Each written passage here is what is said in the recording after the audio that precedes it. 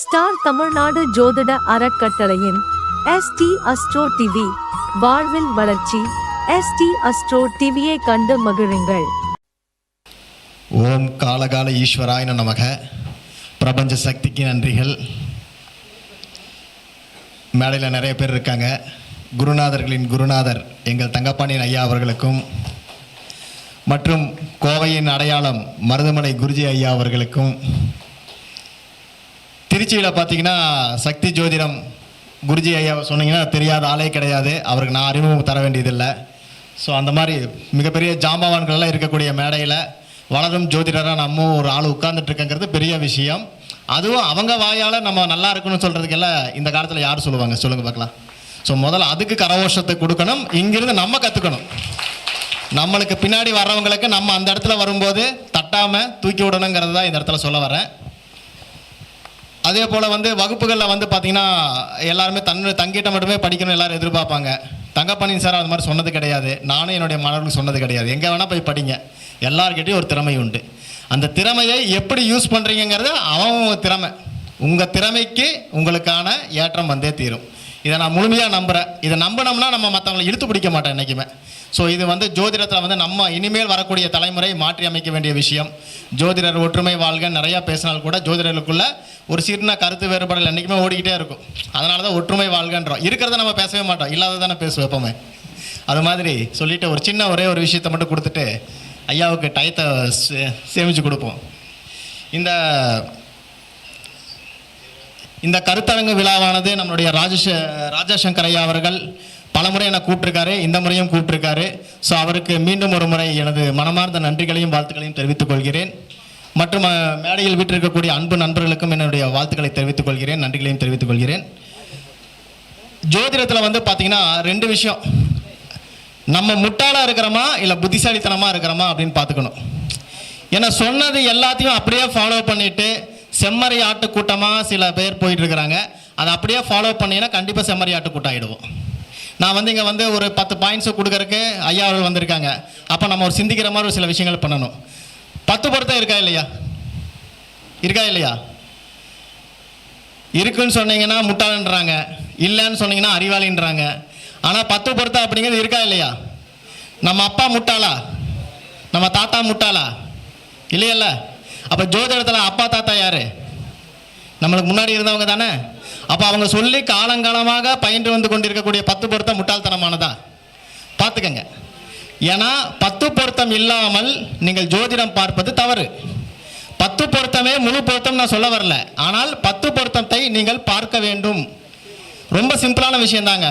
உடல் மொழியையும் தேவையில்லாமல் ஜாதகத்தையும் ரெண்டையும் மிக்ஸ் பண்ணிட்டு இருக்காங்களோ தான் எனக்கு தோணுது. தாம்பத்தியத்தினுடைய முதல் தாத்பரியம் என்னது?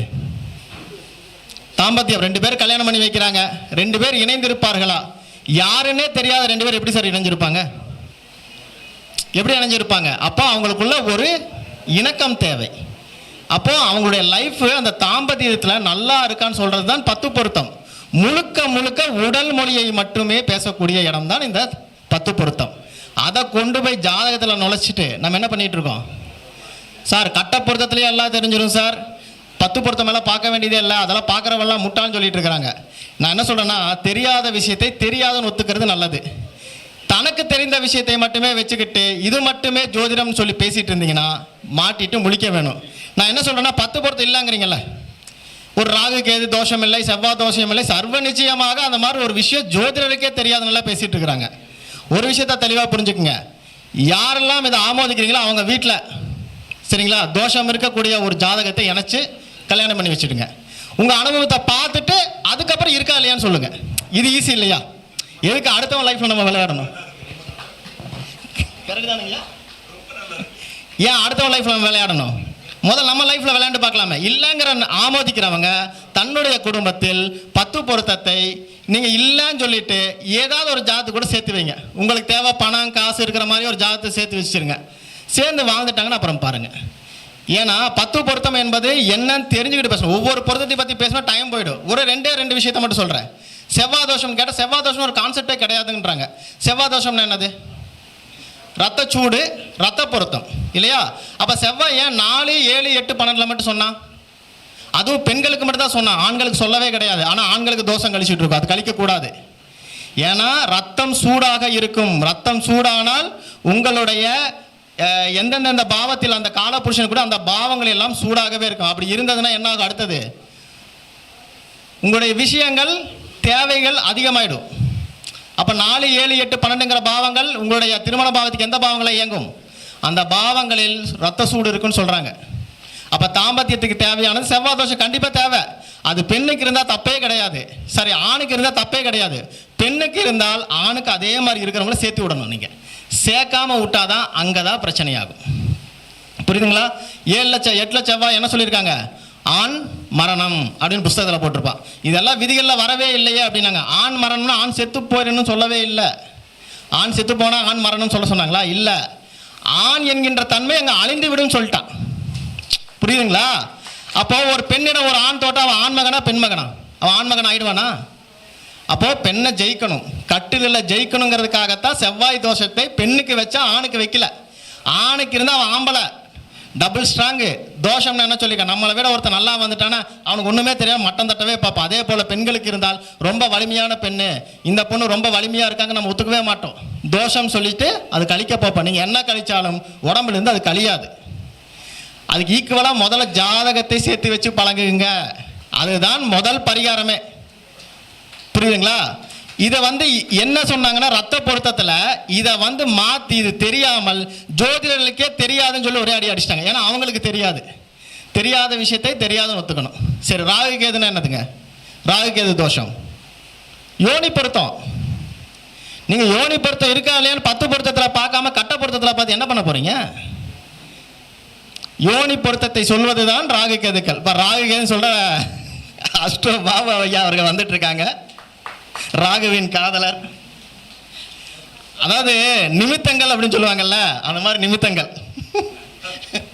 உட்காருங்க. அப்ப ராகு கேதுங்கிறது என்னது? ராகுனா விரிந்த நிலை, ராகுனா பரந்த நிலை, ராகுனா பெருக்கம். அப்ப 7, 8ல இருந்து எப்படி சார் இருக்கும்? அப்ப பெண்ணுக்கு இருந்தால் இது கேட்கறதுக்கு ஒரு மாதிரி கஷ்டமா இருக்கும். இது தெரியாம கல்யாணம் பண்ணிட்டு கஷ்டப்பட போறது நீங்க தான். தெரிஞ்சவங்க தெரிஞ்சுன்னு சொல்லிக்கவே மாட்டாங்க, ஏன்னா தெரியும். தெரியாதவங்க தெரியாதுன்னு சொல்ல மாட்டாங்க. இல்லை, அதெல்லாம் அந்த மாதிரி ஒரு கான்செப்டே இல்லை. ஏன்னா நீ படிச்சிருக்க மாட்ட. முதல்ல நீ படிக்கணும், அதுக்கப்புறம் அடுத்தவனுக்கு சொல்லணும். அதை விட்டு போட்டு எனக்கு தெரிஞ்சது மட்டுமே ஜோதிடம் சொல்லிட்டு இருந்தீங்கன்னா கடைசி வரைக்கும் இல்லை இல்லை இல்லை இல்லை இதே தான் போயிட்டு இருக்கோம். கடைசிக்கு ஜோதிடம் இருக்கான்னு நம்மளுக்கே ஒரு டவுட் வந்துடும். புரியுதுங்களா? இந்த என்ன பகுத்தறிவை பேசிட்டு கடவுளை கும்பிட்ற மாதிரி ஜோதிடத்தை பார்த்து நம்மளே ஜோதிடத்தையும் திட்டிக்கிட்டு இருப்போம். அப்படியே ஆப்போசிட்டாக ஓடிக்கிட்டு இருக்கோம். ஸோ இதையெல்லாம் மாற்றிக்கொள்ள வேண்டும். ஸோ ராகு கேதுனா என்னென்னா, ராகு என்பது பெருக்கம், கேது என்றால் சுருக்கம். இருக்கிற இடம் சுருங்கி போயிடும். அப்போது ஒரு ஆணுக்கு ராகு கேது தோஷம் இருந்தால் ஓகே, பெண்ணுக்கு இருந்தால் அது ஹெவியாக இருக்குன்னு அர்த்தம். அப்போ பெண்ணுக்கு இருந்தால் ஆணுக்கு இருக்கணும், இல்லைன்னா கஷ்டப்படுவீங்க. புரியுதுங்களா? ஏன்னா பெண்ணினுடைய உடல் அமைப்பு இயற்கையாகவே ஆணுக்கு சரிசமமாக சப்போர்ட் பண்ணுற மாதிரி படைக்கப்பட்டிருக்கு. ஆனால் ஆண்களுடைய உடல்நிலை அப்படி கிடையாது.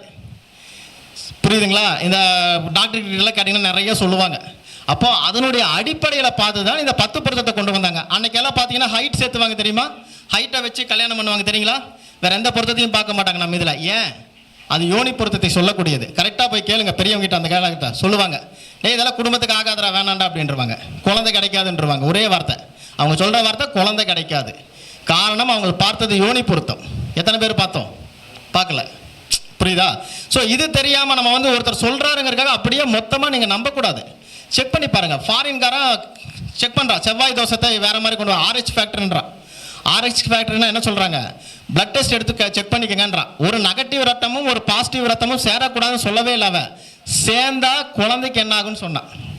இதை நம்ம எங்கே கொண்டு வர்றோம் தெரியுங்களா? செவ்வாய் தோஷத்தில் மட்டும் கொண்டு வரல, நாடி பொருத்தத்தில் கொண்டு வரோம். நாடி பொருத்தத்தில் வாத நாடி, பித்த நாடி, அதுக்கப்புறம் சிலோத்தம நாடின்னு 3 நாடி இருக்கா? 2 நாடிகள் சேரும்போது என்ன விதமான நோய்கள் உங்கள் குழந்தைகளுக்கு வரும்னு சொல்லிடலாம். இது 10 பொருத்தத்தை நம்ம எங்கே தெளிவாக படிச்சிருக்கோமா? படிக்க கிடையாது. அப்போ தெரியுமா? தெரியாது. நான் தெரியாதுன்னா நான் ஒத்துக்குவேனா? இல்லைன்னு தான் சொல்லுவேன். அப்போ என்ன ஒரு 100 பேர் ஃபாலோ பண்ணுறவன் எல்லாரும் இல்லை இல்லைம்பா. ஒரு 10 வருஷம் கழிச்சு ஒரு ஜென்ரேஷன் மாறிடும், அவனும் இல்லைன்னு போயிடுவான். புரியுதுங்களா? தெரிஞ்சவர் சொல்லிக் கொடுங்க. அப்போ அதை முழுமையாக படிக்கும்போது மட்டும்தான் 10 பொருத்தத்தில் பார்க்கணுமா வேண்டான்னு தெரியும். அப்போ RH ஃபேக்டருங்கிறது வந்து நெகட்டிவ் ரத்தமும் பாசிட்டிவ் ரத்தமும் சேர்ந்ததுன்னா ஒரு பிரச்சனையுமே வராது சார்.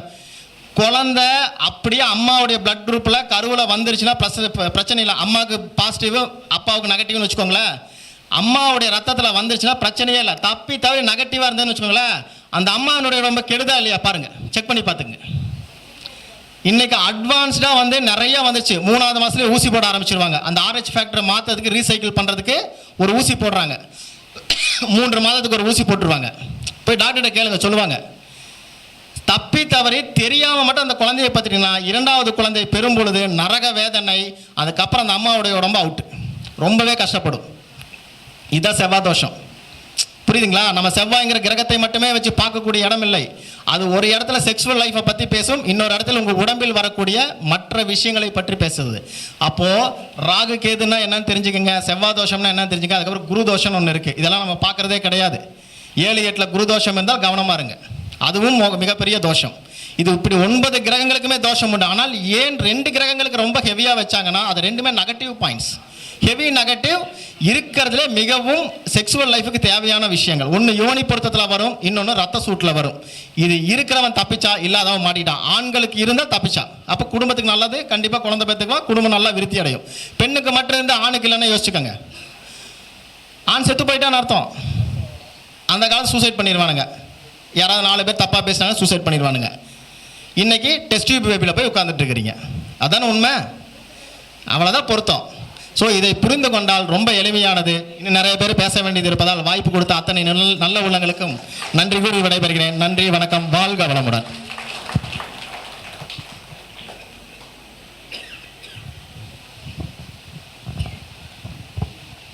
ஐயா ரொம்ப அற்புதமாக சொன்னாங்க செவ்வாதோஷத்தை பற்றி. 100க்கு 100 உண்மைங்க. செவ்வாதோஷம் உள்ள ஒரு ஆணுக்கும் செவ்வாதோஷம் இல்லாத ஒரு பெண்ணுக்கும் திருமணம் பண்ணிங்கன்னா குழந்தை பாக்கியம் தடைபெறும். 2வது குழந்தை பாதிப்பு ஏற்படுறது மட்டும் இல்லை, அது நீங்கள் ஊசி போட்டுக்கலாம், ஆனால் அதுக்கப்புறம் தாம்பத்தியம் சிறப்பு இருக்காது. இப்போது ஒரே ஒரு உதாரணம், ஒரு 10 செகண்டு. ஒரு பெண்ணினுடைய உடம்பு எப்பவுமே சுக்கரனுடைய தன்மையில் குளிர்ச்சியாக இருக்கும். ஒரு ஆணினுடைய உடம்பு எப்பவுமே செவ்வாயினுடைய தன்மையில் ஹீட்டாக இருக்கும். செவ்வாதோஷம் உள்ளவங்களை பாருங்கள், பெண்ணினுடைய உடம்பு ஹீட்டாக இருக்கும். செவ்வாதோஷம்